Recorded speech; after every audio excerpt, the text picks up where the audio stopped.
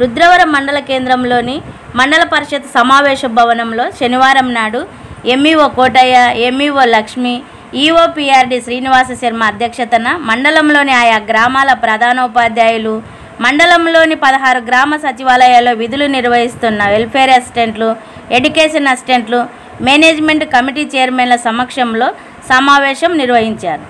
ఈ సమావేశం ఉద్దేశం ఏమనగా పాఠశాలలలో ఐఎంఎంఎస్ యాప్ ద్వారా టాయిలెట్ ఫోటోలు తీసి విధులను ఎడ్యుకేషన్ మరియు వెల్ఫేర్ అసిస్టెంట్లకు వారానికి 2 రోజులు సోమవారం మరియు గురువారం నాడు ఫోటోలు తీయాలని, ఎస్ఎంసీ చైర్మన్ లేదా సభ్యులు బుధవారం మరియు శుక్రవారం రోజులలో ఫోటోలు తీయాలని ఆదేశించారని, అంతేకాకుండా పాఠశాల ప్రధానోపాధ్యాయులు ప్రతిరోజు సాయంకాలం సమయంలో ఈ టాయిలెట్లను గురించి సర్వే ఫామ్ను ఐఎంఎంఎస్ యాప్లో పొందుపరచాలని తెలియజేశారు.